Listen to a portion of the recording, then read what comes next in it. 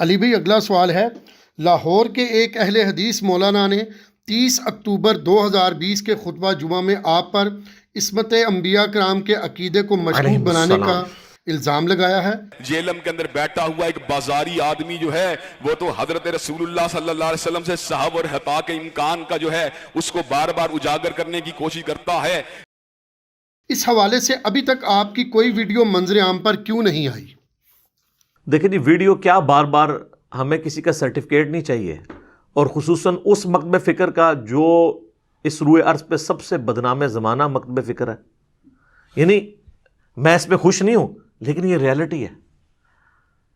آپ چاہتے ہیں نا کسی مسجد میں لوگ انٹر نہ ہو تو اس مسجد کے بعد لکھ دیں مسجد اہل حدیث۔ یہ اپنی پبلک میں سمجھتے ہیں کہ شاید ان کی کوئی بڑی عزت ہے۔ مجھے بتائیں، سب کانٹیننٹ انڈیا، پاکستان، بنگلہ دیش، ایون افغانستان کو بھی آپ شامل کر لیں، یہاں پہ اہل حدیث کی کیا اوقات ہے؟ تو جن کا بیچاروں کا اپنا لیول یہ ہو، ان کو میں کیا بار بار جواب دوں؟ ان سے تو مجھے سرٹیفکیٹ لینے کی ضرورت نہیں ہے، ٹھیک ہے؟ اور میں تو ان دونوں بھائیوں کے لیے کہوں گا، میں اب وہ ننگے سر والے الفاظ نہیں استعمال کرتا، وہ پھر ان کو برا لگتا ہے، حالانکہ ان کا فخر ہے۔ مجھے کوئی اگر کہنا پگڑی والا تو میرا فخر ہے۔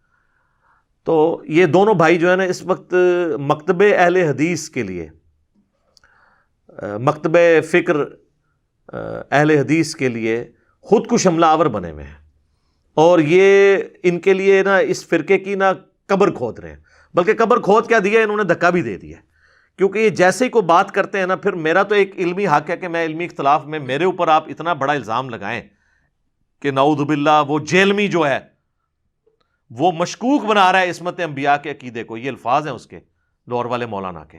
جیلم کے اندر بیٹھا ہوا ایک بازاری آدمی جو ہے وہ تو حضرت رسول اللہ صلی اللہ علیہ وسلم سے صحب اور حتا کے امکان کا جو ہے اس کو بار بار اجاگر کرنے کی کوشش کرتا ہے۔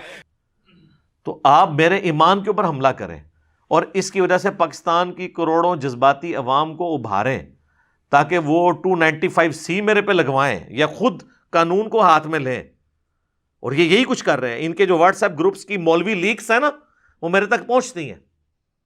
انہوں نے دوسرے فرقوں کے جذباتی مولویوں سے بھی رابطہ کیا کہ یار اس کو تم لوگ ہی کچھ کرو، ٹھیک ہے؟ یہ وہ جب کامیاب، پہلے انہوں نے پچھلے دنوں آپ کو پتا الزام لگایا کہ جی نعوذ باللہ میں نے حضرت معاویہ رضی اللہ تعالیٰ عنہ اور حضرت ابو سفیان رضی اللہ تعالیٰ عنہ پہ سب و شتم کیا ہے۔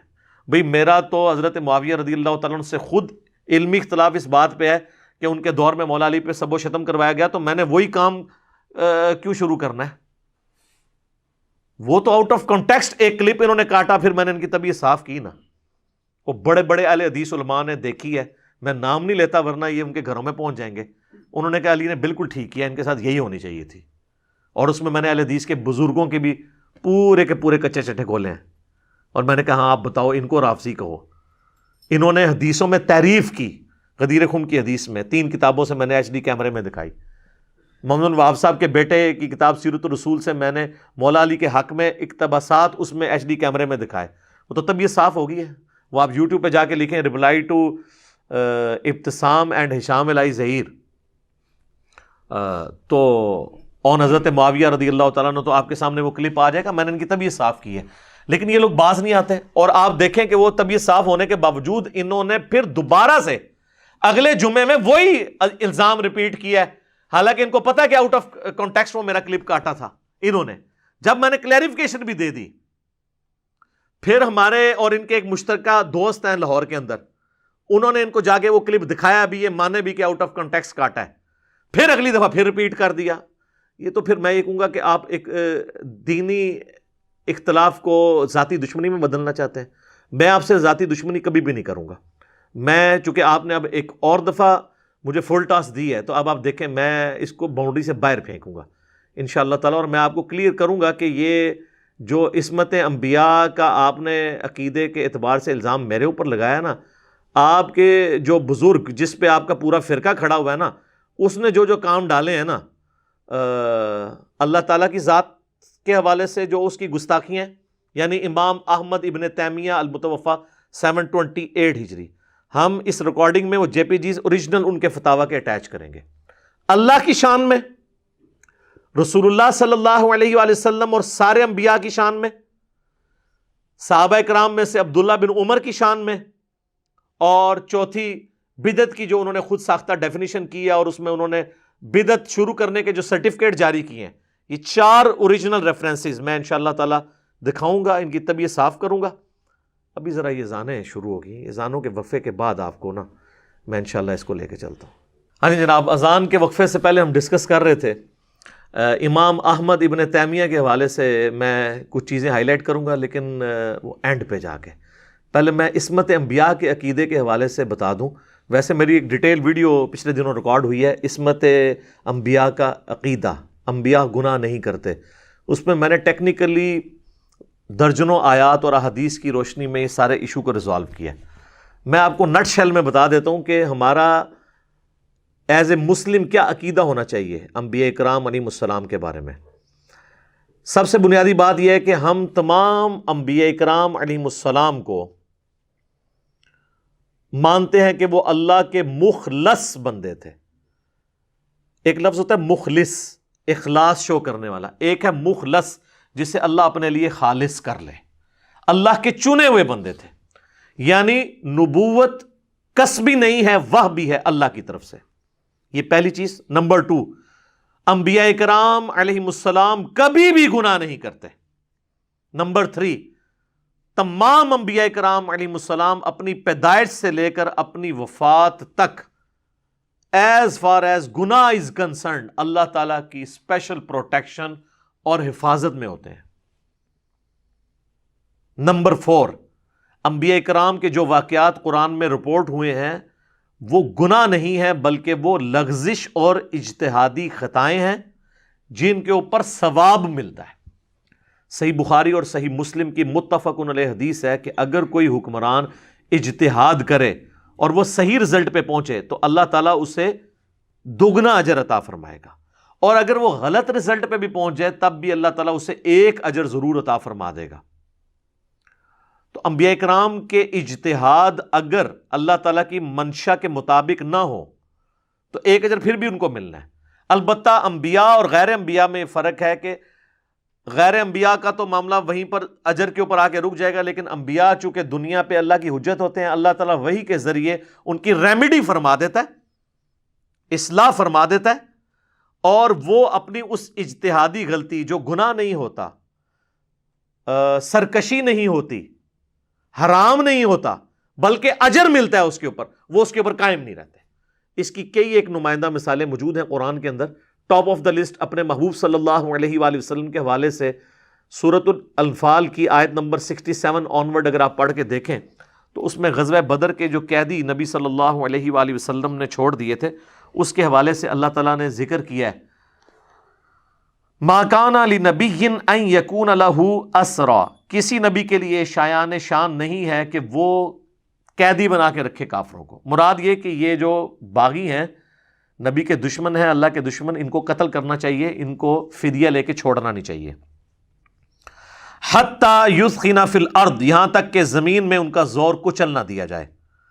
تریدون عرض الدنیا، کیا تم دنیا کے طلبگار ہو، یعنی فدیہ لے لیا.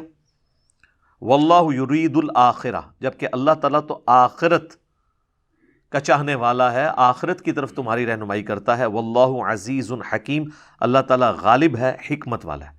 غالب اتنا ہے کہ آنے واحد میں سب کو ابو بکر، عمر، عثمان و علی بنا دے رضی اللہ عنہم اجمعین وعلیہم السلام اجمعین. لیکن حکمت یہ ہے کہ اللہ تعالیٰ چاہتا ہے کہ انسان خود اسے چوز کرے، اور انبیاء کے ذریعے اللہ تعالیٰ نے ہدایت کا سلسلہ شروع کیا.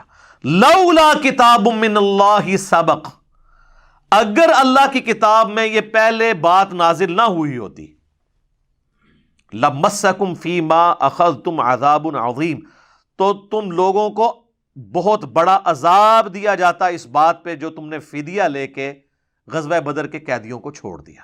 بڑے سخت الفاظ ہیں. فَكُلُوا مِمَّا غَنِمْتُمْ حَلَالًا طَيِّبًا، پس اب کھاؤ جو غنیمت تمہیں ملی ہے حلال اور پاکیزہ. وَاتَّقُوا اللَّهَ، اور اللہ سے ڈرو. إِنَّ اللَّهَ غَفُورٌ رَحِيمٌ، بے شک اللہ تعالیٰ بخشنے والا مہربان ہے. اچھا، اس میں پیر کرم شاہ صاحب الازہری نے بریکٹ میں خود لکھا ہے کہ اجتہادی خطا اللہ نے معاف کر دی. اجتہادی خطا کا لفظ لکھا ہے انہوں نے، قرآن سے تو بالکل واضح ہے.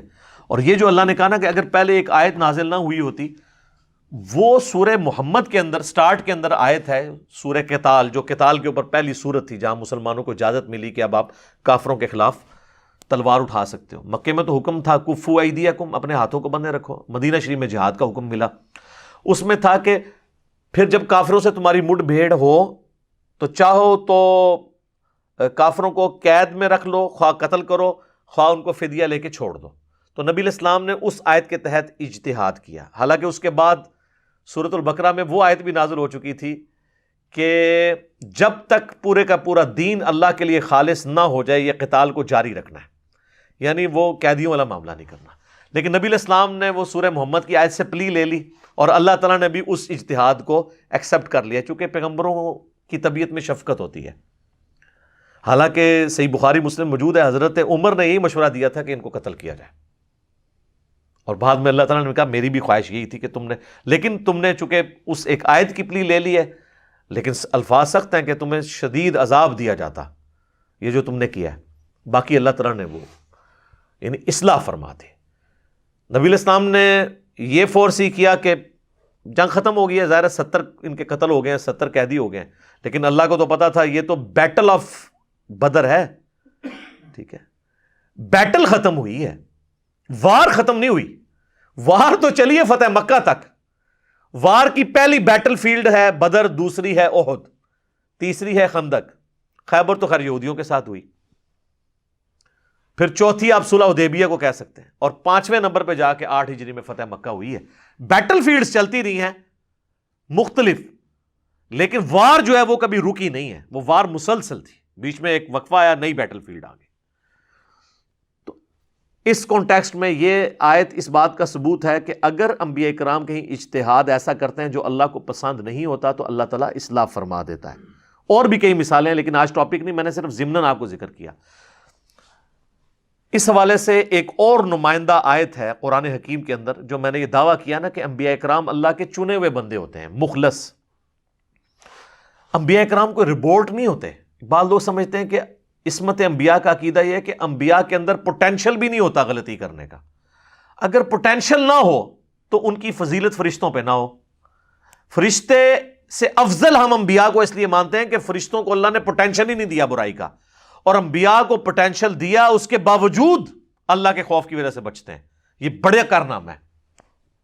بلکہ انبیاء کو تو چھوڑ دیں، میں تو اولو العزم اصحاب رسول کو، اہل بیت کو، اور بعد میں بھی صحیح العقیدہ بعض اولیاء اللہ کو سمجھتا ہوں کہ وہ معصوم تو نہیں لیکن محفوظ عن الخطا ہو جاتے ہیں اللہ کے خوف کی وجہ سے۔ جس طرح کوئی شخص کتنے دن کا مرضی بھوکا ہو اور اس کی پسندیدہ خوراک اس کے سامنے بریانی کی شکل میں رکھی جائے اور کوئی کان میں آ کے کہہ دے کہ اس میں زہر ہے، تو اس کو اس کی خوشبو بھی اور اپنی بھوک بھی اس کی مٹ جائے گی، اور وہ اس کا لقمہ اپنے منہ میں نہیں ڈالے گا۔ انبیاء اور اللہ کے نیک بندے، اصحاب اور اہل بیت، گناہ میں چھپی ہوئی اس عذاب کو دیکھ کے اس کی لذت بھول جاتے ہیں اور وہ بچ جاتے ہیں۔ اور یہ وہی چیز ہے جس کو صحیح بخاری میں کہا گیا کہ میرا بندہ فرائض کے ذریعے میرا قرب حاصل کرتا ہے اور نوافل میں استقامت کے ذریعے اس لیول پہ پہنچ جاتا ہے، میں اس کے ہاتھ بن جاتا ہوں جس سے وہ پکڑتا ہے، میں اس کے پاؤں بن جاتا ہوں جس سے وہ چلتا ہے، میں زبان بن جاتا ہوں جس سے وہ بولتا ہے، میں کان بن جاتا ہوں جس سے وہ سنتا ہے، میں آنکھ بن جاتا ہوں جس سے وہ دیکھتا ہے۔ وہ سارے الفاظ، اور اس میں آگے الفاظ ہیں، پھر وہ جب مجھ سے دعا کرتا ہے میں دعا قبول کرتا ہوں، اور اپنے دشمن کے اگینسٹ جب پناہ طلب کرتا ہے میں پناہ دیتا ہوں۔ یہ صوفیاء نے تو کہا ہاتھ کا مطلب ہے کہ وہ اللہ اس کے ہاتھ بن کے اب جدھر تک پہنچ جائے، نہیں، وہ اس میں الفاظ ہیں وہ اللہ سے پناہ طلب کر رہا ہے۔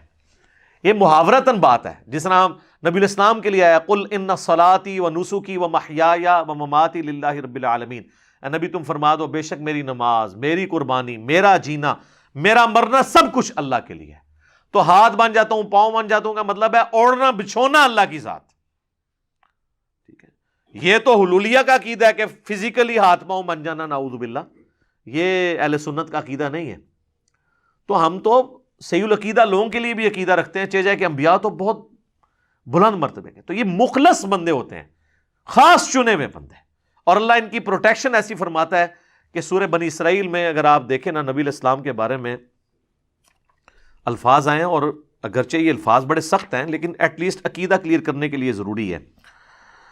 آیت نمبر ہے 73 سے 75، وَإِن كَادُوا لَيَفْتِنُونَكَ عَنِ الَّذِي أَوْحَيْنَا إِلَيْكَ لِتَفْتَرِيَ عَلَيْنَا غَيْرَهُ، اور یہ کافر تو تلے ہوئے ہیں کہ آپ کو اس وحی سے ہٹا دیں جو ہم نے آپ کی طرف کی ہے، فتنے میں مبتلا کر دیں تاکہ آپ کوئی اور بات بنا کر اللہ پر ڈال دیں، نعوذ باللہ۔ وَإِذٍ لَاتَّخَذُوكَ خَلِيلًا، اور یوں وہ آپ کو اپنا گہرا دوست مان لیں۔ وَلَوْلَا أَن ثَبَّتْنَاكَ، اور اگر ہم آپ کو ثابت قدم نہ رکھتے، لَقَدْ كِدتَّ تَرْكَنُوا إِلَيْهِمْ شَيْئًا قَلِيلًا، تو قریب تھا کہ آپ بھی کافروں کی طرف تھوڑا بہت جھک ہی جاتے۔ یہ سمجھانے کے لیے ہوا نہیں ایسا۔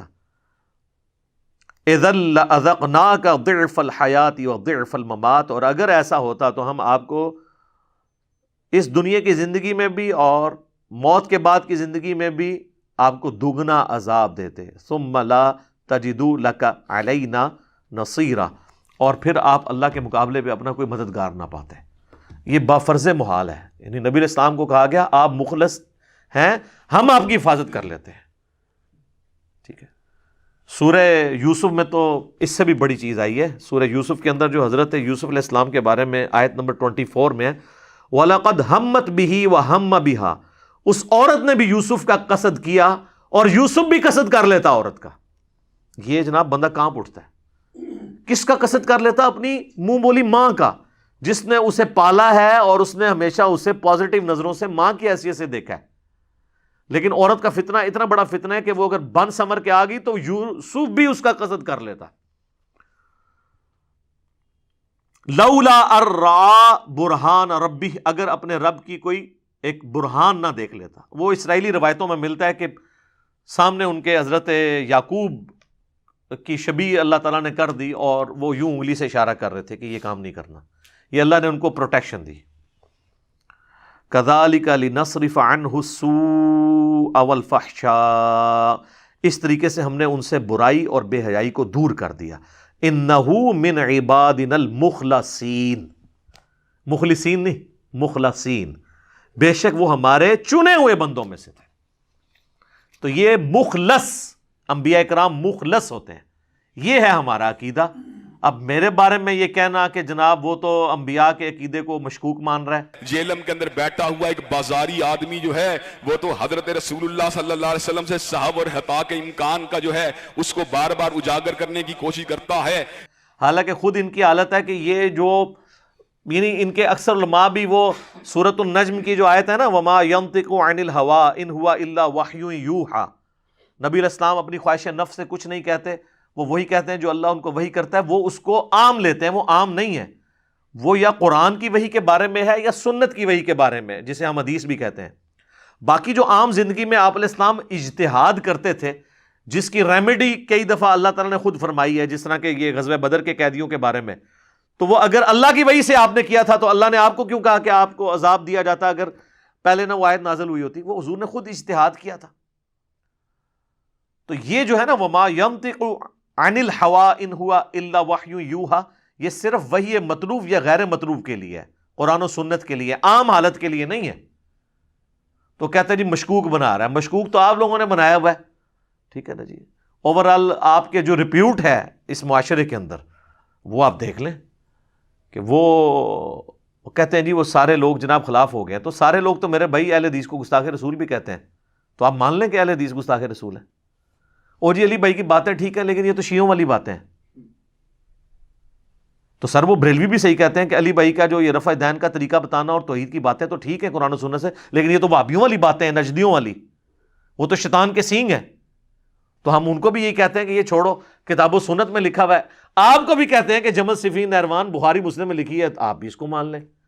آپ لوگ ہی ہمیں بتایا کرتے تھے کہ جی صحیح بخاری میں وہ حدیث ہے 2311 کہ جب شیطان نے انسانی شکل میں آ کے حضرت ابو ہریرہ کو آیت الکرسی کا وظیفہ سکھایا، تو نبی علیہ السلام فرمایا 3 دن سے جو آ رہا تھا یہ انسانی شکل میں شیطان تھا، یہ ہے تو جھوٹا لیکن اس نے بات سچی کی ہے کہ جو بستر پہ جاتے وقت آیت الکرسی پڑھ لے تو صبح تک اللہ تعالیٰ کی طرف سے ایک فرشتہ حفاظت میں مامور ہو جاتا ہے۔ تو شیطان سے بھی کہتے تھے جی یہ بات لے لیں، آپ سچی بات ہو، انجینئر صاحب سے نہ لیں، ایسے جو نال ایڈ کر لو جی، کسی مدرسے سے پڑھ کے آئیں۔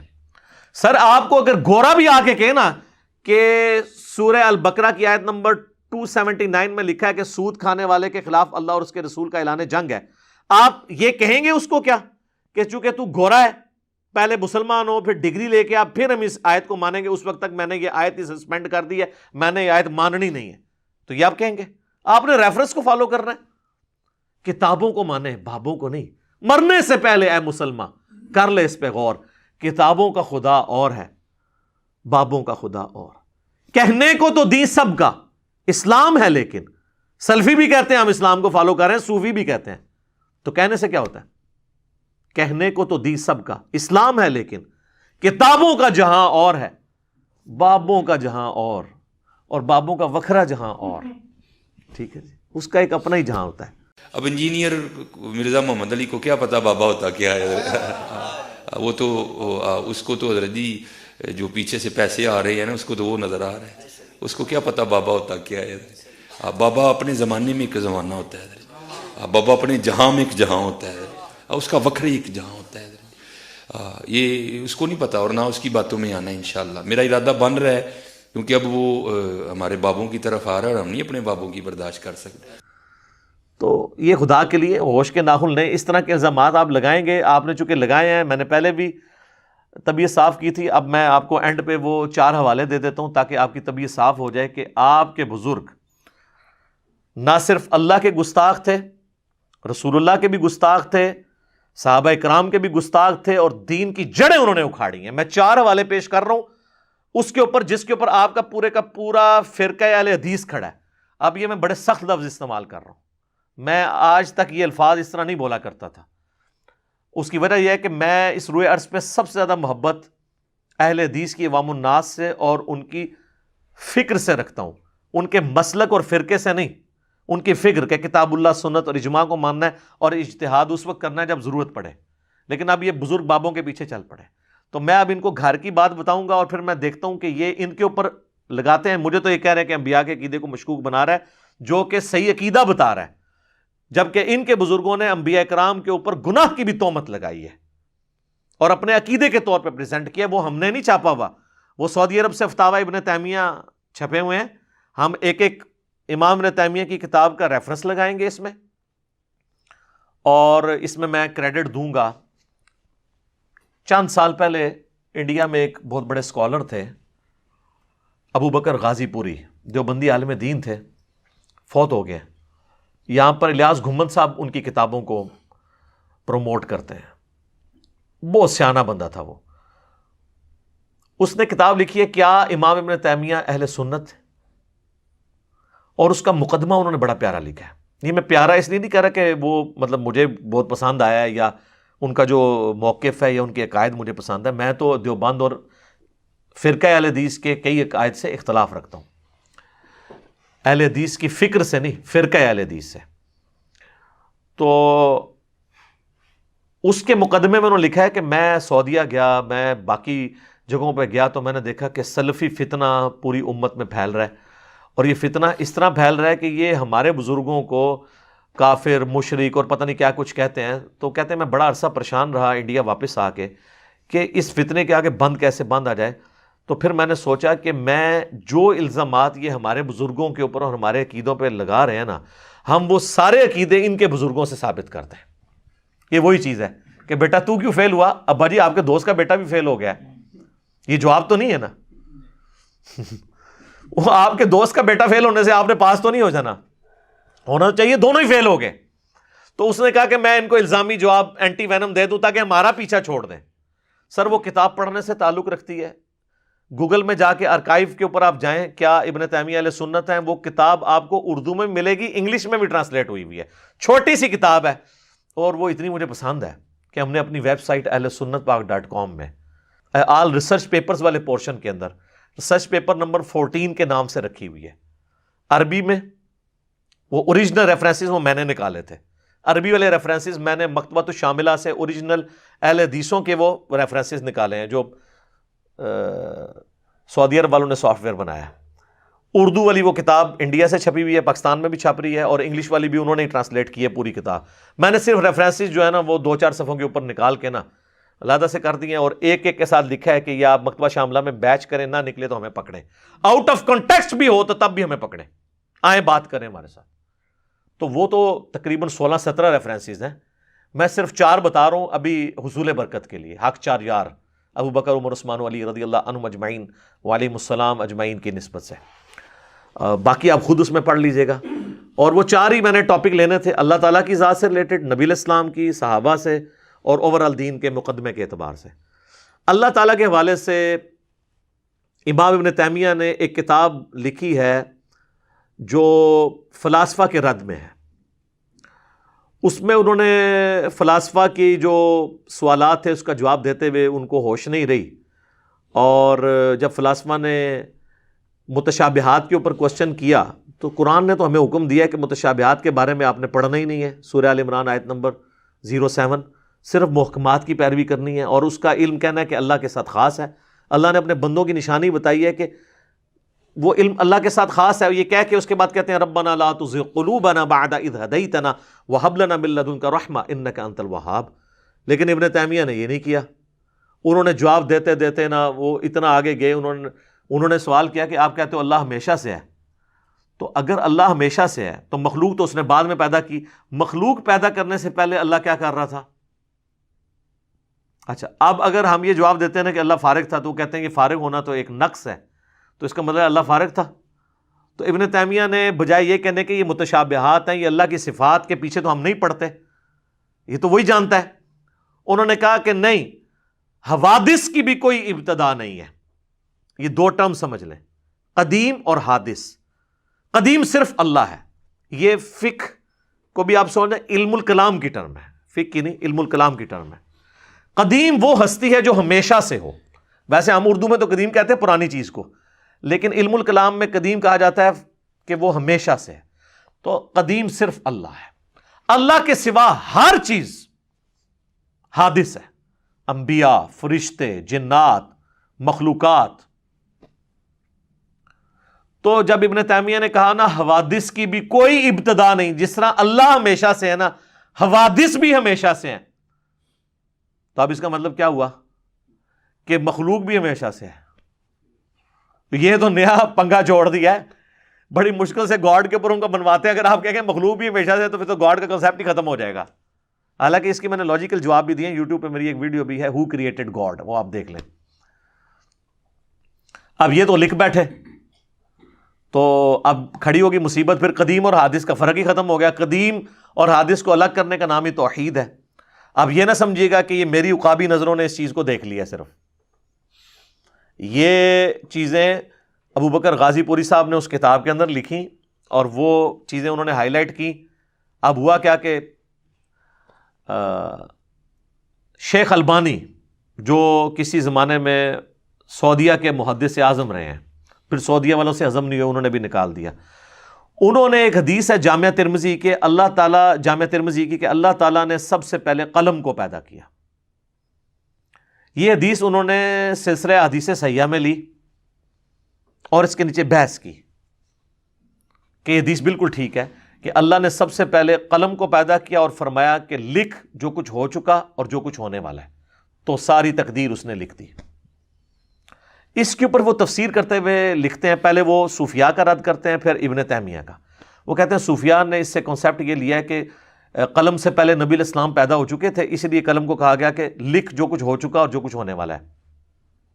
تو ان کا کہ اس طرح کی تو کوئی روایت ہمارے پاس موجود نہیں ہے، تو یہ جو کہا گیا نا لکھ جو کچھ ہو چکا، تو اس سے مراد قلم خود پیدا ہوا تھا، یہ لکھا اس نے کہ میں پیدا ہوا، اس کے بعد اس نے تقدیر لکھ دی۔ آپ کیوں خود سے چیزیں بیچ میں داخل کرتے ہیں کمزور روایتوں کو اور من گھڑت روایتوں کو جمع کر کے؟ پھر انہوں نے ابن تیمیہ کا رد کیا اور انہوں نے کہا اللہ تعالیٰ ابن تیمیہ پہ رحم کرے، کاش وہ اس طرح کے جملے نہ لکھتے تو ہمارے دل میں ان کے لیے اس طرح کی بات نہ آتی، لیکن انہوں نے تو لکھ دیا، اللہ ان کو معاف کرے، کہ حوادث کی بھی کوئی ابتدا نہیں ہوتی ہے۔ تو انہوں نے کہا یہ حدیث ثبوت ہے کہ حوادث کی ابتدا ہے، اور پہلا حادثہ قلم کا پیدا ہونا ہے۔ ظاہر دیکھ جب اللہ کے نبی فرما رہے ہیں، یہ کہتے ہیں قرآن صحیح حدیث ہمارا مذہب ہے، ابن تیمیہ کو نہیں یہ حدیث پتہ تھی ترمذی کی کہ سب سے پہلے اللہ نے قلم کو پیدا کیا، قلم سے پہلے کوئی حادثہ ہوا ہی نہیں ہے، تو وہ کیوں کہتے ہیں ہمیشہ سے ہیں حوادث؟ اور یہ البانی نے گرفت کی سلسلہ حدیث صحیحہ کے اندر، ہم جے پی جی بھی ایڈ کریں گے آپ کی تسلی کے لیے۔ کہتے ہیں نا بزرگوں سے پوچھ پوچھ کے، یہ کل کا چھوکرا کر رہا ہے، آپ چھوکرا ضرور کہ مجھے کوئی اس پہ نہیں ہے، لیکن میرے علمی دلائل کو تو لے کے چلیں. میں چھوکرے ورڈ کو کوئی برا نہیں سمجھتا. ہاں جب آپ کہتے ہیں نا کہ یہ جو ہے وہ جاہل چھوکرا ہے, پھر میں اس کو برا سمجھوں گا. چھوکرا تو کہتے ہیں ینگ بوائے کو, آپ کہہ لیں, میں نہیں اس سے برا سمجھتا. میرے لیے فخر ہے کہ میں 43 ایئرس کی ایج میں بھی مجھے آپ چھوکرا کہہ رہے ہیں, ٹھیک ہے نا جی. تو یہ میرے لیے تو فخر کی بات ہے. میں تو اپنی بیوی کو بتاؤں گا کہ دیکھو, ٹھیک ہے. اچھا, وہ رد کیا شیخ البانی نے, اور خود شیخ زبیر لیزئی صاحب بھی اس رد کو مانتے تھے اور وہ بھی کنڈیم کرتے تھے. بلکہ ایک میری فون کال ریکارڈڈ ہے ہمارے سرفراز بھائی کی, اس میں میری بھی آواز ہے, جس میں انہوں نے مانا ہے کہ ابن تیمیہ کی ان عقائد سے ہم اعلان برات کرتے ہیں. لیکن مسئلہ یہاں تو نہیں حل ہونا نا, ابن تیمیہ سے شیخ الاسلام کا لقب بھی لینا ہے نا. ویسے زبیر لیزئی صاحب تو نجی محفلوں میں کہتے تھے میں تو اسے حافظ ابن تیمیہ کہتا ہوں. اور میں نے کہا شیخ صاحب آپ نے تو مضمون لکھ دیا ہے, کیا ابن تیمیہ اہل سنت تھے؟ تو یہ آپ نے وہ کتاب پڑھی ہے, ابوبکر غازی پوری کا جواب لکھا, وہ کتاب تھی نا ابوبکر غازی پوری کی, کیا ابن تیمیہ اہل سنت تھے؟ تو زبیر لیزئی صاحب نے ان کو پھکی دی کہ تمہارے بڑے بڑے علماء ملا علی قاری فلاں فلاں جو ہے نا ابن تیمیہ کو اہل سنت مانتے تھے. میں نے کہا یہ جواب نہیں ہے, جواب یہ ہے کہ اس نے ابن تیمیہ کے جو فاسد عقائد بتائے نا ان کا آپ جواب دیں. تو میں نے پھر ان سے پوچھا آپ نے کتاب پڑھی؟ کہتے میں نے کتاب تو کوئی نہیں پڑھی. تو میں نے کہا آپ اس کتاب کا جواب لکھ رہے ہیں؟ وہ واقعی جواب میں بھی نظر آ رہا ہے کتاب نہیں پڑھی ہوئی, کیونکہ اس کتاب میں تو سنگین الزامات لگائے گئے تھے, اس میں یہ والا الزام بھی تھا. تو اس کا جواب اگر وہ دیتے تو زبیر لیزئی صاحب پھر وہ اہل حدیث میں سے تو نکال دیے گئے تھے. پھر میں نے ان کو بتایا اس میں یہ لکھا ہے. تو پھر مجھ کو علی بھائی یہ تو ہمارا تو اعلان برات ہے. پھر انہوں نے فون کال میں بھی کچھ چیزوں کا ذکر کیا. یہ اللہ کے بارے میں ہو گیا جی, خالق اور مخلوق کا فرق ہی ختم ہو گیا. اب اس کو آپ جو مرضی سمجھے, اور آپ امام الموحدین کہتے رہے ابن تیمیہ کو, اب عوام پوچھے گی, ہم تو عوام کی عدالت میں رکھ رہے ہیں. دوسرا آ جائے نبی علیہ السلام کے بارے میں, انبیاء کی عصمت جو میرے اوپر انہوں نے الزام لگایا. ابن تیمیہ نے انبیاء کرام علیہ السلام کی عصمت پہ یہاں تک حملہ کیا ہے, اس نے لکھا ہے فتاوی ابن تیمیہ کی 10ویں جلد کے اندر کہ انبیاء کو جو ہم معصوم مانتے ہیں تو اس کا ہرگز یہ مطلب نہیں ہے کہ انبیاء سے گناہ نہیں ہوتے ہیں. اس کا مطلب ہے کہ انبیاء کرام گناہ پر قائم نہیں رہتے. ہم اسے اجتہادی خطا کہہ رہے ہیں, وہ کہہ رہے ہیں گناہ, اور اس نے لکھا ہے گناہ مطلقاً میں گناہ کبیرہ اور صغیرہ دونوں شامل ہیں. حتیٰ کہ وہ جھوٹی روایت جو دین کی جڑ کاٹنے والی ہے کہ نبی علیہ السلام کی مبارک زبان پہ بتوں کی تعریف جاری ہو گئی تھی, وہ جھوٹی روایت سورۃ النجم کی آیت نمبر 19 اور سورۃ الحج کی آیت نمبر 52, اس کی تفسیر آپ ابن کثیر میں 52 سورۃ الحج کی پڑھ لینا. اس کی تفسیر میں نا پرانے مفسرین نے کچھ روایتیں نقل کی, وہ جعلی روایتیں ہیں. ابن کثیر نے خود رد کیا ہے کہ نبی علیہ السلام ایک دفعہ سورۃ النجم کی آیات پڑھ رہے تھے تو آپ کی زبان سے نا جب سورہ النجم کی آیت نمبر 19 20 21 آئی نا, تو ساتھ ہی آپ کی مبارک زبان سے نکل گیا تلکل غرانیک العلا, یہ بلند اور اعلیٰ مرتبے والی دیویاں ہیں اور ان کی شفاعت قیامت کے دن قبول کی جائے گی. تو کافر اور مسلمان دونوں سجدے میں گر پڑے کہ بھئی آج تو حضور نے بھی ہمارا مقدمہ مان لیا. یہ روایت مرسل روایت ہے, کسی سے ابھی تک ثابت نہیں ہے.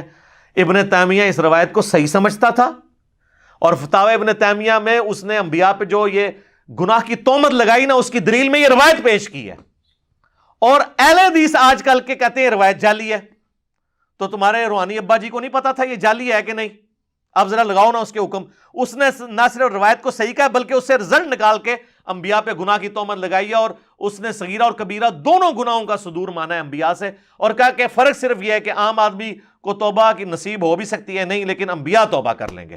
منو کہندے ہو جی مشکوک کیتا ہے, عقیدہ تواڈے ابا جی نے مشکوک کیتا ہے, یہ ہن تواڈی عوام تانوں پوچھے گی, ٹھیک ہے, کہ تسی جناب خود کش حملہ آور بنے ہوئے ہو اپنے فرقے ہوتے. تو یہ انہوں نے یہ حرکت کی. تیسری آپ یہ کہتے ہیں عظمت صحابہ اور اہل بیت کانفرنسز بڑی کرانے. اہل بیت کا نام تو برکت کے لیے لکھتے ہیں, اس میں انہوں نے آل امیہ کانفرنس ہوتی ہے بیسیکلی.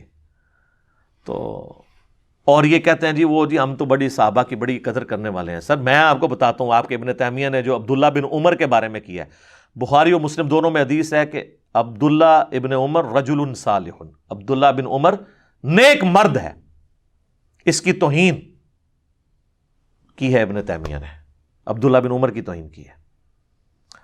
اور وہ اپنی کتاب اقتداء الصراط المستقیم میں لکھتے ہیں, جو میں نے نہیں اس کا اردو ترجمہ کیا, اس کی عربی بھی موجود ہے, ہم وہ بھی لگا دیں گے. اردو ترجمہ دارالاسلام والوں نے شائع کیا ہے, اس کا PDF کتاب و سنت .com اہل حدیث کی ویب سائٹ پہ رکھا ہوا ہے.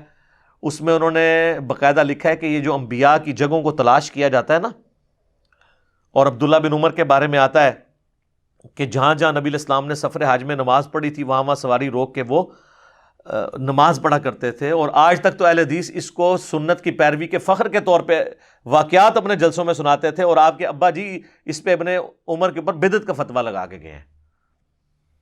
تو وہ کہتے ہیں کہ یہ جو بدعت ہے نا، یہ ابن عمر نے شروع کی تھی، یہ کام خلفائے راشدین سے ثابت نہیں ہے۔ اور آگے لکھا کہ حضور نے تو ہمیں کہا تھا کہ میرے بعد نئی نئی بدعتوں سے بچنا اور میری اور میرے خلفائے راشدین کی سنت کو لازم پکڑ لینا۔ یہ خلفائے راشدین نے کام شروع نہیں کیا، یہ ابن عمر نے کیا ہے۔ تو اب سیدھا سیدھا فتویٰ لگا دیا نا۔ بعض لوگ سامنے آئے نا، ان کے کمزور گول کیپر، وہ کہتے ہیں اس بدعت سے مراد وہ تھا جس طرح حضرت عمر نے تراویح کو کہہ دیا تھا نعم البدعۃ ھذہ، تو حضرت عمر نے تو اس کی تعریف کر کے اس کو جاری کیا تھا۔ ابن تیمیہ تو ابن عمر کو ابو داؤد، ترمذی، ابن ماجہ کی حدیث جو مشکات میں بھی ہے، علیکم بسنتی و سنت الخلفاء الراشدین المہدیین کی حدیث فٹ کر رہا ہے، اور اس میں الفاظ ہیں کہ میرے بعد نئی نئی بدعتوں سے بچنا، میری اور میرے خلفائے راشدین کی سنت کو لازم پکڑ لینا۔ یہ حدیث لکھ کے اس نے فٹ کی ہے کہ عبداللہ بن عمر خلیفہ راشد نہیں تھے، انہوں نے یہ بدعت شروع کی ہے۔ میرے پاس ایک ام القریٰ یونیورسٹی کے اسٹوڈنٹ آئے، اب تو خیر وہ پڑھ کے فارغ ہو چکے ہیں، بڑی دیر بحثیں کرتے رہے، یہ جی وہ لغت کے معنوں میں، اصطلاح کے معنوں میں نے کہا یا اللہ کو جان دینی ہے تم نے، یہ ذرا پوری عربی عبارت پڑھو نا۔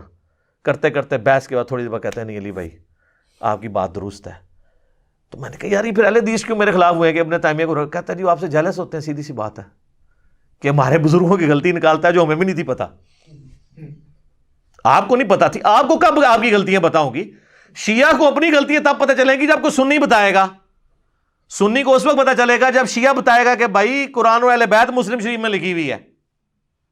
اہل حدیث کو تب پتہ چلے گا، دیوبندی بریلوی بتائے گا، دیوبندی بریلوی کو اس وقت پتہ چلے گا جب اہل حدیث بتائے گا۔ اپنے لوگ تو وہ اپنے پیٹ سے کون کپڑا اٹھاتا ہے؟ تو یہ بالکل واضح موجود ہے، عبداللہ بن عمر کو بدعت ڈکلیئر کیا، صحابی کی بھی توہین۔ یہ نیم رافضی نہیں رہا اب ابن تیمیہ، ڈائریکٹ توہین ہے، پکا رافضی ان کی جو ڈیفینیشن ہے۔ ہم کہیں گے ابن تیمیہ کی اجتہادی غلطی ہے، اللہ اس کو معاف کرے، اجر نہ دے، ہمیں وہ اجتہادی غلطی جو اجر کر لو نہ، اللہ معاف کرے۔ لیکن تہاڈا کام پا گیا، اور تہاڈی ذمہ داری ہے کہ جو جو فتوے باقی علماء پہ لگاتے ہو لگاؤ اپنے روحانی ابا جی کے اوپر۔ یہاں پہ میں عبداللہ ابن عمر کے حوالے سے جو یہ ابن تیمیہ نے الزام لگایا نا، میں اس کو کلیریفائی کر دوں، یہ بالکل اس کا الزام غلط ہے۔ ایون شیخ زبیر صاحب کی وہ جو فون کال ریکارڈڈ موجود ہے، اس میں انہوں نے مجھے کہا کہ بھائی ہم یہ ابن عمر کا اجتہاد سمجھتے ہیں، اس پہ ان کو ثواب ملے گا۔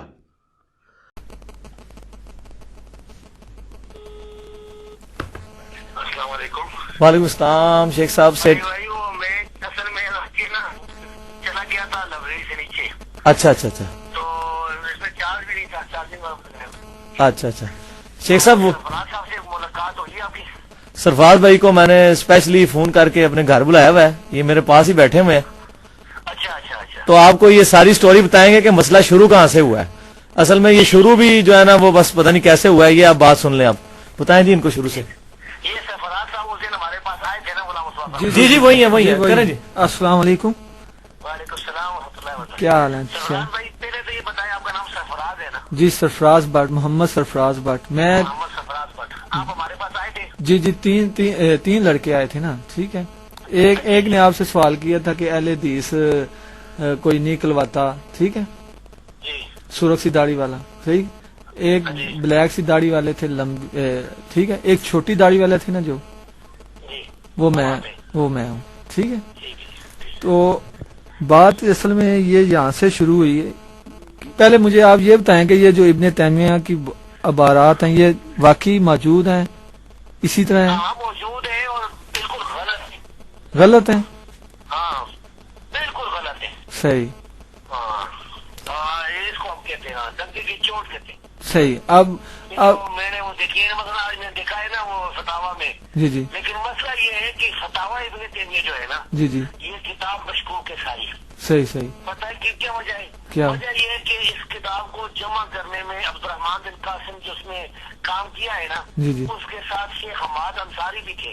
صحیح شیخ حماد انصاری جو سعودی عرب کے بڑے عالم تھے، جن کا مدینہ میں بڑا مکتبہ بھی ہے، جی جی انہوں نے یہ بات کہی ہے کہ یہ یہ جو کتاب ہے یہ قابل اعتبار نہیں، اس پر اعتماد نہیں کرنا چاہیے. صحیح. اس میں تحریف بھی ہے اور تصحیح بھی ہے. ٹھیک ٹھیک تو غلطی ہے. تو اب یہ کتاب ہو گئی مشکوک. ٹھیک تو عین ممکن ہے کہ ابن تیمیہ نے یہ بات کہی ہو. اگر کہیے تو بکواس سے غلط ہے، ٹھیک اور اگر نہیں کہی تو وہ بری ہو گئے. ٹھیک. لیکن دوسری کتابیں جو ہے نا اس میں بھی غلط بات کہیں. ٹھیک ٹھیک عبداللہ بن عمر کے بارے میں تو جو بات غلط ہے وہ غلط ہے. اگر سے ہم اس کو ایک عالم سمجھتے ہیں، یعنی سنت کے ایک عالم تھے، ٹھیک ٹھیک لیکن ان کی جو غلطیاں تھیں غلطیوں سے ہم بری ہیں، ٹھیک. معصوم نہیں تھی. ٹھیک ٹھیک. ہاں جی. یہ عبداللہ بن عمر کے بارے میں کیا انہوں نے کہا ہے؟ عبداللہ بن عمر کے بارے میں کوئی بات انہوں نے وہ بدعت والی کو کہی ہے نا. ٹھیک ٹھیک پتہ نہیں کوئی آدمی جو ہے یعنی وہ ایسا کرتے تھے نا کہ جہاں رسول اللہ جی جی جی جی وہ نماز پیشاب پڑھی کرتے تھی تھے، نا، نماز پڑھتے تھے. تو وہ بھی وہاں نماز پڑھتے تھے. تو یہ تو اتحاد ہے، یہ بدعت کوئی بھی نہیں ہے. ٹھیک ٹھیک. ہاں جی. اور میں اس کو بخاری مسلم سے ثابت کرتا ہوں. پہلے تو امام بخاری نے یہ 10 حدیثیں اوپر تلے اکٹھی لی ہیں، اس کے اوپر انہوں نے باب باندھا ہے نبی علیہ السلام کی جگہوں کو تلاش کرنا جہاں پہ نبی علیہ السلام نماز پڑھتے تھے، اور نیچے لے کے آئے کہ سفر حج کے دوران عبداللہ بن عمر جب بعد میں جایا کرتے تھے نا، جب وہ حضور کے ساتھ گئے تھے نا، ان ساری جگہوں کو تلاش کر کے وہاں پہ نماز پڑھا کرتے تھے. حتیٰ کہ وہ راوی کہتا ہے ایک جگہ مسجد بنی تھی، مسجد میں نماز نہیں پڑھی، ساتھ ایک چٹان تھی اور ان کا حضور نے یہاں پڑھی تھی تو میں یہاں پہ پڑھوں گا. تو نبی علیہ السلام کی سنت پہ عمل کرتے تھے. تو امام بخاری نے اس سے رزلٹ نکالا ہے، ٹھیک ہے، کہ حضور کی متبرک جگہ ہے. تو یہ امام بخاری ظاہر ہے کہ وہ کتاب و سنت کے ماننے والے تھے، اور یہ ابن تیمیہ کہہ رہا ہے کہ یہ عبداللہ بن عمر کی بدعت ہے. اس بیچارے کو کیا پتا؟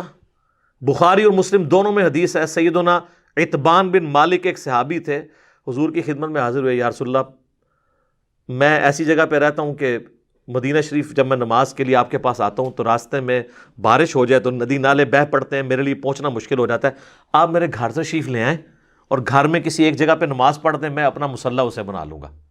یہ کہتا ہے جی نبیوں کی جگہوں کو تلاش کرنا جو ہے وہ نعوذ باللہ اس کو شرک کی بو آتی ہے، اس کی بھی یعنی وہ توحید کی اوور توحید ڈوز ہو جاتی ہے نا. تو یہ توحید یہ والی تو نہیں ہے نا، نبیوں کے بغیر جو توحید ہے نا وہ شیطانی توحید ہے، ٹھیک ہے نا. تو پھر اسی وجہ سے تو یہ لوگ بدنام ہوتے ہیں، گستاخ رسول ان کو لوگ کہتے ہیں.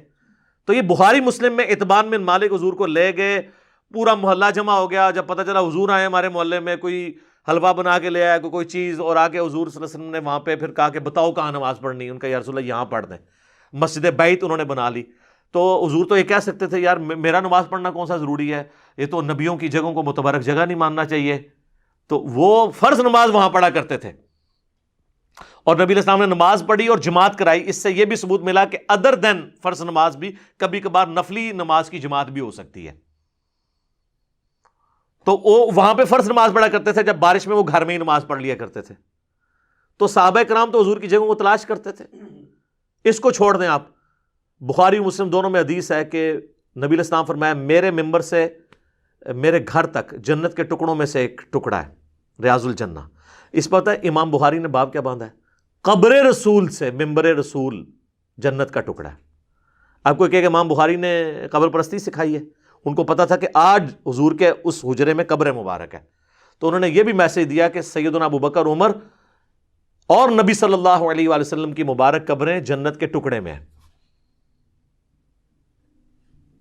اور اس سے بھی بڑھ کر صحیح بخاری میں جو حضرت عمر کو زخم لگنے والی حدیث ہے، اس پہ انہوں نے عبداللہ بن عمر کو جب اماں عائشہ کے پاس بھیجا تھا تو کیا کہا تھا کہ اماں سے کہنا کہ عمر اپنے 2 ساتھیوں کے ساتھ دفن ہونا چاہتا ہے.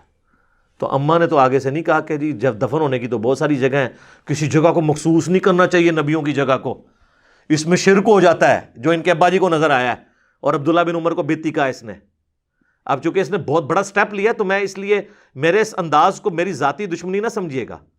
میں ایک صحابی کا دفاع کر رہا ہوں اور ایک عقیدے کا دفاع کر رہا ہوں کہ آپ توحید کی آڑ میں توہین نہ کریں، توحید بیان کریں، توہین نہ کریں. تو اور پھر کہا کہ اماں عائشہ سے یہ نہیں کہنا کہ امیر المومنین نے بھیجا ہے، ایسا نہ ہو کہ وہ امیر المومنین کا ہی حکم مان لیں. باولی الامر منکم کے تحت کہنا کہ عمر بن خطاب کہتا ہے. اور انہوں نے یہی کہا جا کے. تو سیدہ عائشہ نے کہا کہ جگہ تو تھی میں نے اپنے لیے رکھی تھی، لیکن آج میں عمر کو اپنے پہ ترجیح دیتی ہوں.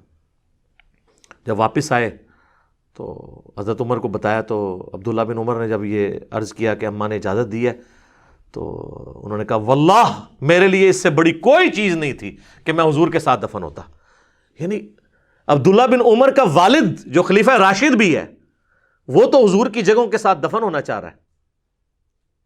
اور انہوں نے یہ نہیں کہا میں نے ریاض الجنہ میں دفن ہونا ہے, انہوں نے کہا اپنے 2 ساتھیوں کے ساتھ دفن ہونا ہے. ٹھیک ہے. اور پھر انہوں نے کہا کہ جب میں مر جاؤں نا میری میت کو دوبارہ لے جانا ہے, پھر اماں سے اجازت مانگنی ہے, کیونکہ پھر تو میں مر چکوں گا, میرا تو رو بھی ختم ہو چکا ہوگا. تو اگر کہیں اماں کے دل میں یہ بات ہوئی نا کہ اس کو وہاں نہیں دفن کرنا, تو پھر جہاں بھی وہ کہہ دیں مطلب مجھے یہاں سے اگر تم پھر مسلمانوں کے قبرستان مجھے دفنا دینا. تو یہ جناب صحابہ کرام کے دل میں نبی علیہ السلام کی مبارک جگہوں کی عزت تھی, حضور کے تبرکات کی عزت تھی. ان لوگوں کو کیا پتا کہ تبرکات کیا چیز ہے. صحیح بخاری کھولے نا, ام سلمہ نے حضور کے چند بال نکالے آپ کی وفات کے بعد. ٹھیک ہے, ایک چھوٹی سی ڈبیا میں تھے, اور کہا یہ حضور کے بال ہیں, اور یہاں پہ جب کوئی محلے میں بیمار ہوتا ہے تو اپنا برتن بھیج دیتا ہے, میں اس میں گھول کے دیتی ہوں اور مریضوں کو شفا ہو جاتی ہے اس سے. اور سر بال تو پھر بھی جسم کا حصہ ہیں. اس سے بڑی بات آپ کا کرتا تو جسم کا حصہ نہیں ہوتا نا, وہ تو آؤٹ سائڈ کی ایک چیز ہے نا. صحیح مسلم میں آتا ہے کہ اسما بنت ابی بکر جو حضرت عائشہ کی بڑی بہن تھی, فوت بعد میں ہوئی ہیں, حضرت عائشہ کی نزا کے عالم میں انہوں نے حضرت عائشہ سے کرتا حضور کا لے لیا کہ سروانی تیالسی, کالا جبہ. آج تو اللہ کا شکر ہے میں نے بھی کالے کپڑے پہنے ہوئے, یہ سنت ہے, جس میں گوٹ لگی ہوئی تھی گریبان کے اوپر اس جگہ. اور کسروانی تیالسی کا مطلب ہی کالا جبہ ہے, جس طرح ہم کہتے ہیں سندھی اجرک تو مطلب ہے ریڈ کلر کی ہوگی. کسروانی تیالسی کالا جبہ نکالا اور کہا کہ حضور کا جبہ جو آپ پہنا کرتے تھے, اور ہم اس کا دھون مریضوں کو شفا کے لیے پلاتے ہیں. تو انبیاء کے تبرکات ڈائریکٹ بھی انڈائریکٹ بھی, یہ یعنی صحابہ کرام اپنے لیے عظمت سمجھتے تھے.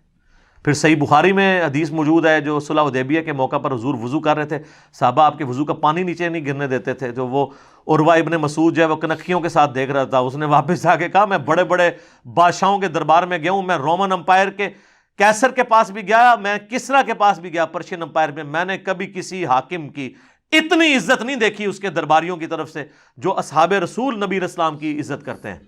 اللہ کی قسم جب وہ بات کرتے ہیں نا تو وہ اتنی خاموشی سے سنتے ہیں گویا کہ ان کے سروں پہ پرندے بیٹھے ہوئے ہیں, اور جب وہ حکم دیتے ہیں تو جھپٹ پڑتے ہیں اس کو پورا کرنے کے لیے, گویا آپس میں لڑ پڑیں گے کہ کون پہلے کام کرے. اور جب وہ وضو کرتے ہیں تو ان کے وضو کا پانی نیچے نہیں گرنے دیتے, اپنے جسم پہ مل لیتے ہیں, حتیٰ کہ اگر کسی کو پانی نہ ملے تو دوسرے سے لے کے اپنے جسم پہ ملتا ہے. یہ سب کچھ صحابہ نے حضور کی محبت سے اظہار کے لیے کیا, اور کافروں کو میسج دیا کہ تم کہہ رہے ہو کہ اس نبی کے ساتھ ہم یہ کریں گے, ہم تو ان کے وضو کا پانی نیچے نہیں گرنے دیتے ہیں, تو ان کے خون کے قطرے نیچے گرنے دیں گے. یہ میسج دیا تھا.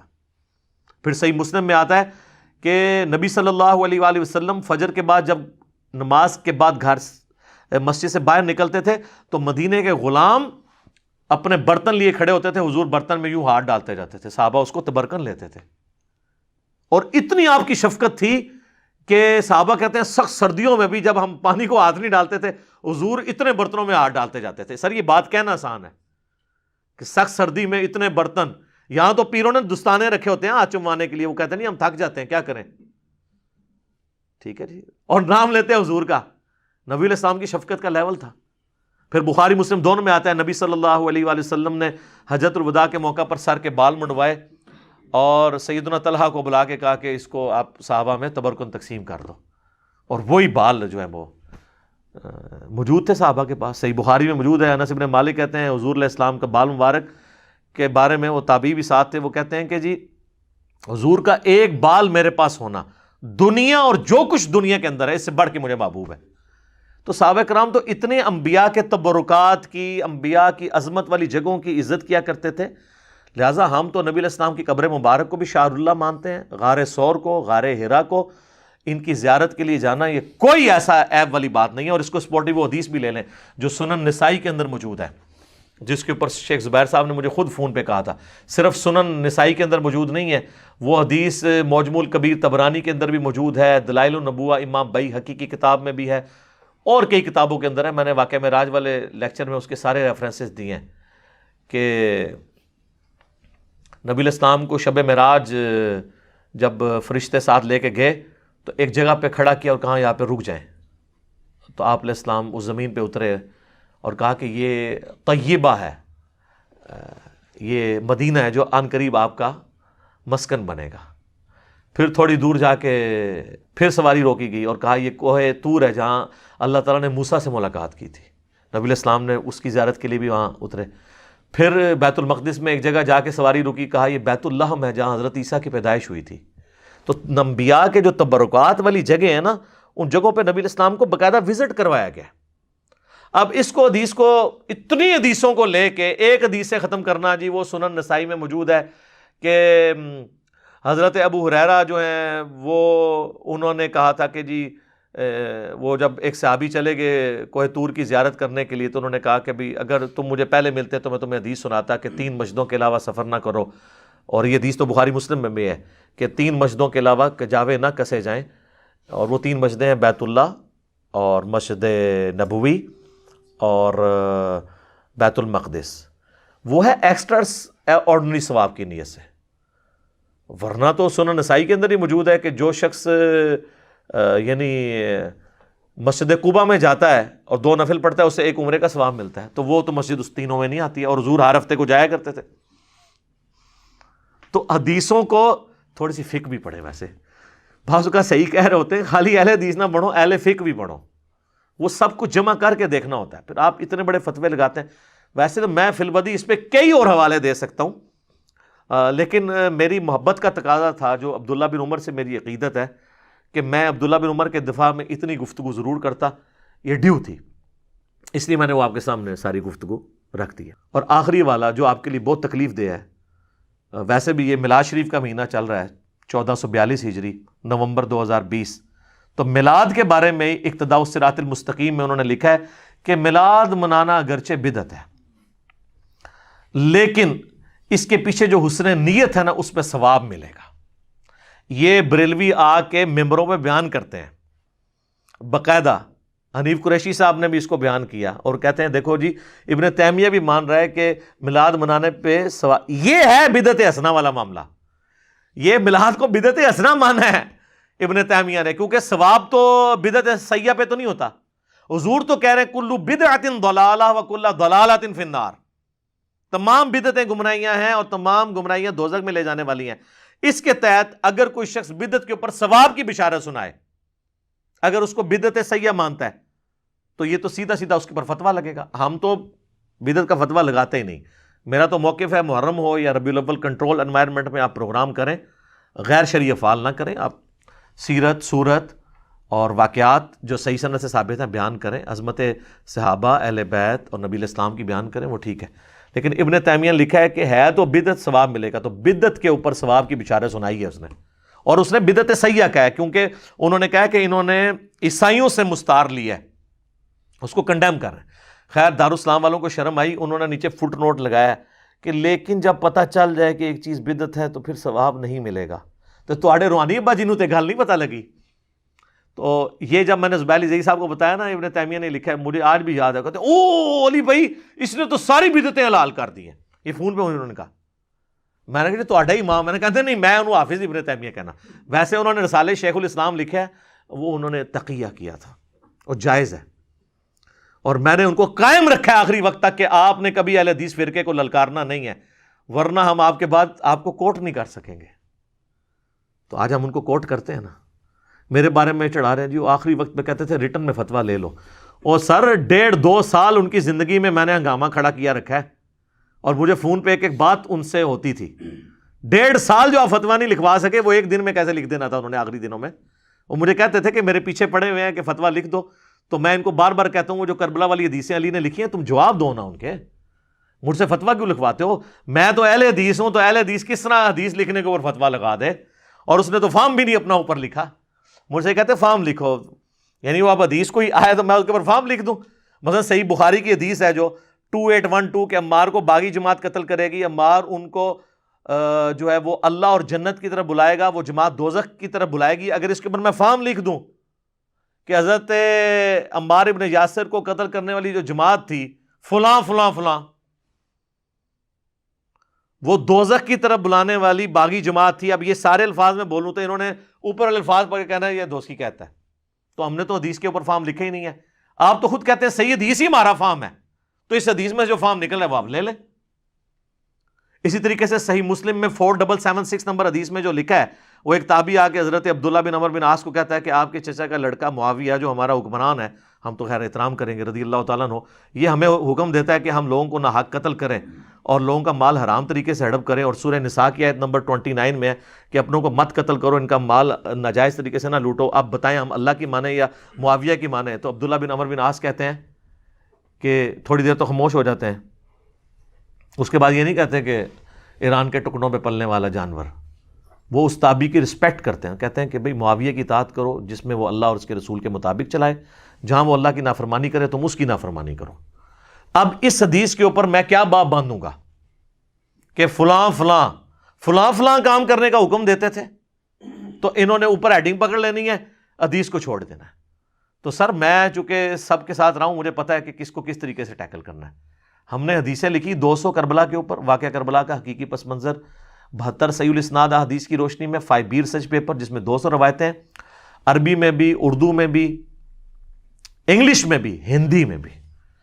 اکثر حدیث بخاری اور مسلم سے ہیں، اور ادر دین بخاری مسلم پہ میں نے شیخ البانی، شیخ شعیب ارنوت اور شیخ زبیر لیزی رحمہ اللہ اجمعین کی تحکیم لگائی ہے۔ کوئی ایک حدیث نہیں اس پہ آپ انگلی رکھ سکیں گے اس کو تو کسی محدث نے بھی صحیح نہیں کہا، نکالیں۔ باقی اختلاف تو ہو سکتا ہے، آپ اس کو چھوڑ دیں، اگر آپ کو اختلاف ہے بخاری مسلم تو 70% سے زیادہ آلموسٹ اس کے اندر بخاری مسلم کی حدیث ہے، ان کو لے لیں اور اس کا جواب دیں۔ وہ جواب نہیں ہے، بس یہ لوگوں نے حدیثاں دسدا ہے۔ تو وہ ریسرچ پیپر آپ مفت ڈاؤن لوڈ کریں ہماری ویب سائٹ ahlsunnatpak.com سے۔ اگر ہارڈ کاپی منگوانی ہے وہ بھی مفت آئے گی، صرف 300 TCS کا خرچہ آپ نے دینا ہے۔ صبح 9 سے لے کے شام 5 بجے تک ہماری اکیڈمی کے نمبر 032159000162، اور اگر پاکستان کے باہر سے کریں گے تو ڈاکا پاکستان میں ہی منگوائیں گے، باہر نہیں آپ بھیجیں گے، یہاں منگوا سکتے ہیں۔ +923215900162۔ بیچ میں نمازوں کے وقفے کے لیے بعض اوقات بند ہوتا ہے تو آپ فون کریں۔ 12 کا پیکج آپ کو فری آئے گا، صرف 300 TCS کا خرچہ آپ نے دینا ہے۔ 12 میں سے 9 ریسرچ پیپر ہیں اور 3 اذکار کارڈ ہیں، یہ آپ کے گھر مفت آ جائے گا، آپ پڑھیں، اس کے بعد دیکھیں کہ بھئی کتابوں کی تعلیمات کیا ہیں اور بابوں کی تعلیمات کیا ہیں۔ میں نے اس ایشو کو ان اٹینڈڈ چھوڑنا تھا، لیکن اب آپ اس پلیٹ فارم کے اوپر حملہ کر رہے ہیں جو اس وقت موسٹ لیڈنگ پلیٹ فارم ہے اللہ کے فضل سے۔ میں یہ کوئی اس لیے نہیں بتا رہا کہ اس کے اگینسٹ میں نے کچھ چندہ اکٹھا کرنا ہے، ہم تو 1 روپیہ نہیں کسی سے لیتے، ایک فورن ٹور نہیں لگاتے۔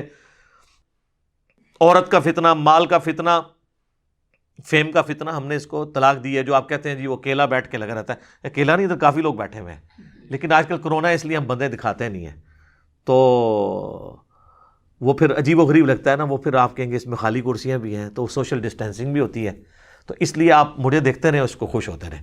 باقی یوٹیوب کے اوپر آ رہی ہیں ویڈیوز، آپ دیکھیں۔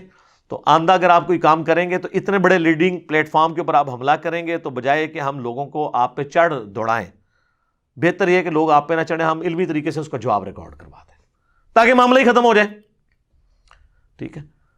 تو اللہ تعالیٰ سے دعا ہے جو حق بات میں نے کہی اللہ تعالیٰ ہمارے دلوں میں راسخ فرمائے۔ اگر جذبات میں میرے منہ سے کوئی غلط بات نکل گئی تو اللہ تعالیٰ ہمارے دلوں سے محو کر کے ہمیں معاف بھی فرما دے، ہمیں کتاب و سنت کی تعلیمات پر عمل کر کے دوسرے بھائیوں تک پہنچانے کی توفیق عطا فرمائے۔